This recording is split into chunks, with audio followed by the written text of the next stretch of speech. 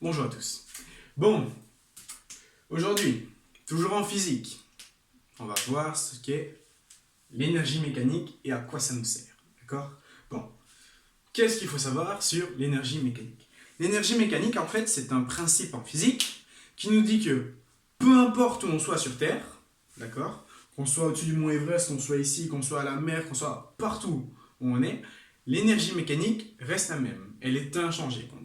D'accord? Et donc, qu'est-ce que ça veut dire en soi? Et donc, qu'est-ce que c'est que l'énergie mécanique?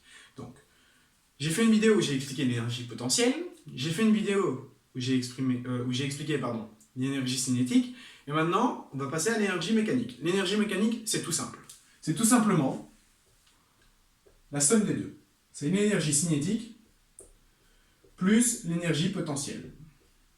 Donc ça veut dire que mon énergie mécanique reste inchangée, et donc que c'est égal à mon énergie cinétique plus mon énergie potentielle. D'accord? À ce moment-là, on a une nouvelle formule qui nous dit quoi? Qui nous dit que notre énergie mécanique, ça va être 1 demi de mv carré, hein, donc ça c'est l'énergie cinétique, plus, et donc l'énergie potentielle, mgh. Et donc, énergie mécanique, deux formules, c'est la somme des deux, et donc c'est tout ceci.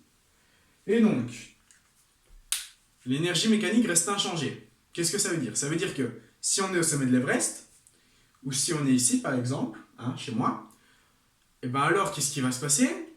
On va avoir le même résultat quand on va prendre 1 demi de ma masse pour ma vitesse au carré, plus mgh, d'accord? Et donc, pourquoi c'est très utile? On va prendre le mobile, d'accord, qui fait une parabole.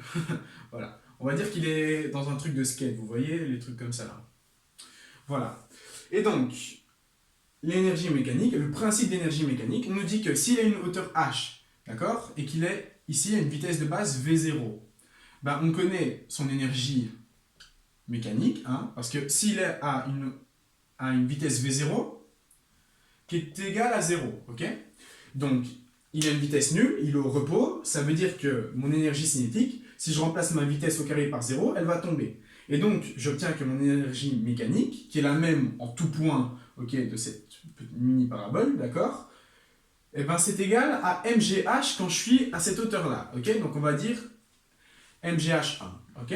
Et donc, on obtient quoi? On obtient que notre énergie mécanique, c'est mgh1, ok? On va faire un petit exercice. On va prendre donc H1 qui est égal à 2 mètres, M qui est égal à 50 kg, et on va garder petit g, donc sur Terre, qui est égal à 10 newtons. Ça va, 10 newtons par kilogramme. Ça va nous aider pour nos calculs, vous allez voir. Et donc je vais calculer l'énergie mécanique à ce point-là. Donc l'énergie mécanique, c'est 1 demi de ma masse fois, et donc 0 au carré, donc ça tombe, et j'obtiens que mon énergie mécanique, qui est la même en tout point de la parabole, hein, c'est ma masse fois G fois H. Donc, ma masse fois G fois H. Donc, 10 fois 50 fois 2. 10 fois 50 fois 2. Et donc, tout ceci, ça me fait quoi? Ça me fait 100 fois 10, donc ça me fait 1000. 1000 joules. Ok? Donc, mon énergie mécanique est égale à 1000 joules. Et donc, cette énergie mécanique est la même en tout point de cette parabole. Donc pour tous les points ici, je vais avoir la même énergie mécanique. Et donc à ce moment-là, j'aimerais bien calculer quelle est la vitesse alors qu'on peut atteindre au maximum lorsqu'on atteint le point ici à 0 mètre. D'accord? Donc, sachant que l'énergie mécanique est la même, je vais avoir ici l'énergie mécanique est égale à 1000 joules. D'accord? Et donc, je vais remplacer dans mon équation. Je vais avoir quoi? Je vais avoir H1, d'accord, qui va devenir 0 mètre. Et donc, si je suis à 0 mètre, qu'est-ce que ça veut dire? Ça veut dire que dans ma formule de mon énergie potentielle, je vais avoir m fois g fois 0. Donc tout ceci va tomber. Et donc à ce moment-là, il va me rester l'énergie cinétique. Et donc, si l'énergie mécanique est égale à l'énergie cinétique, je vais avoir une équation d'une inconnue. Je vais avoir donc 1000 joules, qui est égale à mon énergie cinétique, hein, qui est égale à mon énergie mécanique. En ce point-là, d'accord, c'est l'énergie mécanique pour tous les points, d'accord, mais en ce point-là, vu que mon énergie potentielle est nulle, je vais avoir mon énergie cinétique. Et donc 1000 joules qui est égal à 1 demi, et donc j'avais pour masse 50, donc qui est égal à 1 demi fois 50, fois ma vitesse au carré. Voilà. Et donc, à ce moment-là, je peux trouver la vitesse à laquelle je suis quand j'arrive à ce point-ci. D'accord? Et donc, comment on fait? Ben, 50 divisé par 2, ça fait 25. Donc, je divise par 25 de l'autre côté. Je vais avoir 40 joules, qui est égal à, et donc, ma vitesse au carré. Et donc, je vais avoir, si on enlève les unités,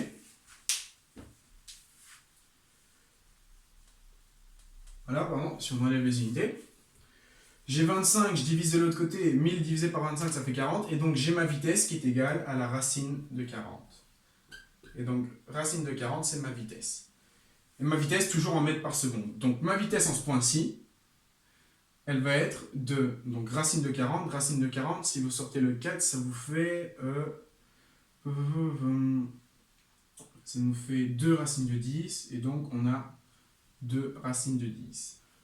2 racines de 10 mètres par seconde. Et donc ça, c'est la vitesse à laquelle vous êtes en ce point-ci. Donc si vous démarrez avec votre skateboard, que vous démarrez à une hauteur H1 avec une vitesse nulle, et que vous descendez jusqu'à 0 m, et bien à 0 m, vous sauriez calculer la vitesse à laquelle vous descendez. Et ça, moi je trouve quand même que c'est pas assez stylé, mais c'est bien quoi. Connaître la vitesse, rien qu'en connaissant la hauteur à laquelle on démarre et on descend. Enfin voilà. Et donc, ici, j'ai fait tout simplement un bref exercice qu'on pourrait vous demander, d'accord, lors d'une interrogation sur l'énergie mécanique.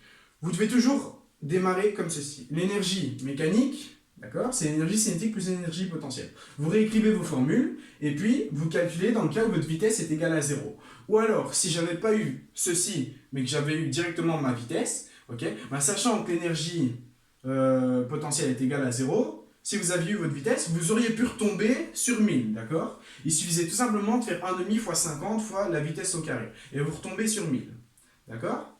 Et donc, à ce moment-là, si vous voulez calculer la hauteur, il suffit juste de faire le chemin inverse, d'accord? Et vous allez retomber sur la hauteur, on avait 2 mètres. Hein.